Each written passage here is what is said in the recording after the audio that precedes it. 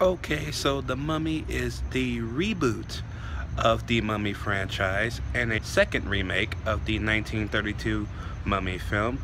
And it's also the first installment in the now rebooted Universal Monster film series, or now called The Dark Universe.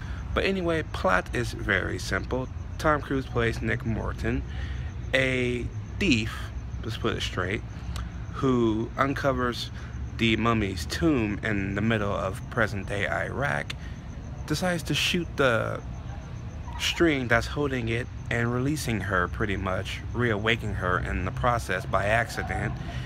And now her plan is to use Tom Cruise as a vessel for her lover to take over his body, and so they can both live out and rule the world, pretty much. It's as simple as it sounds. And of course, Tom Cruise, trying to figure out all what is going on around him, has to stop her at all cost, pretty much. This movie was silly, it was fun, but it was kind of rushed at the same time. This movie is only an hour and 47 minutes long. This movie could have been at least 2.5 hours long. This movie did need to do explanation in its story, because the story does feel a little bit rushed. And I get it. You're trying to set up the Universal Monster movies reboot. I get it. Action in this movie is pretty good. This movie is good on the action. The acting in this movie is strong. Tom Cruise never disappoints. Annabelle Wallis is okay, but she's pretty much the damsel in distress. And literally 1 week after seeing Wonder Woman, a damsel in distress at this point in time is not what this movie needed. She should have been a secondary strong female character opposite Cruise, because they are both battling this creature, okay? And yeah, Russell Crowe, awesome in this movie. He's definitely a good talent to have in this movie, especially for the character that he plays. So we will be seeing more of him, obviously. If you already have not seen the movie, then you already know who he plays if you have seen the movie, but I'm not going to give away what.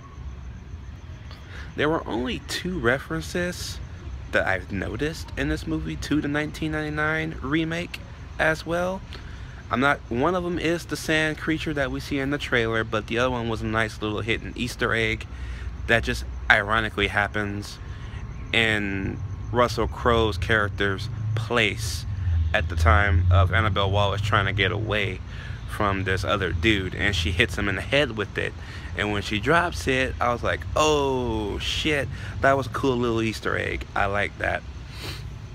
There was also another setup to the Dark Universe that kind of briefly shows all that's coming ahead of time. It was done very quick, thank God. It didn't linger on it too much, so I'm glad that they just kind of hit that real quick and it was over with it. It wasn't like Batman versus Superman hitting you over the head with it. You had to show like a full 2-minute sequence to it. No. It was like a quick 10-second shot, and that was like it. So that was cool. Yeah. Tom Cruise still has not made a bad movie. He's made questionable movies, you know, like Jack Reacher, Never Go Back. He was a little bland in that movie, and here he's the most energetic character in this entire movie. So I am glad he is back to normal in this movie, because his craziness, his kookiness, and his comedy is what helps this movie, along with Jake Johnston, who I will have to admit, I like him in this movie, but he should have just been a one and done until the end of the movie, pretty much. I don't want to say what his purpose is in this movie, besides being comedy relief when it needs it, but some of the comedy was kind of questionable as well, so it could have been a little bit better. The CGI was pretty good on the most part. Besides this liquid substance, I forgot what it was called, it did still look way a little bit CGI-ish on it. It didn't look finished at all, so I'm not sure if that was just by accident or something they left in on purpose to say, oh well, everything else looks nice, so don't need to polish that up. Why? Fix your shit, okay? But again, the fact that this movie was kind of rushed and that it ended apparently way too quick than it should have is its biggest flaw for me. So in the end, I will give The Mummy a B. I still enjoyed this movie. You all should go out and see it. But still, that was its biggest problem. Let me know what you guys think about The Mummy down below. Did you like it? Did you not like it?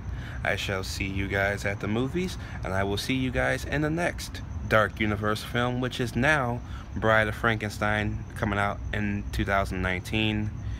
It was going to be The Invisible Man with Johnny Depp next year, but that has since been postponed to 2020.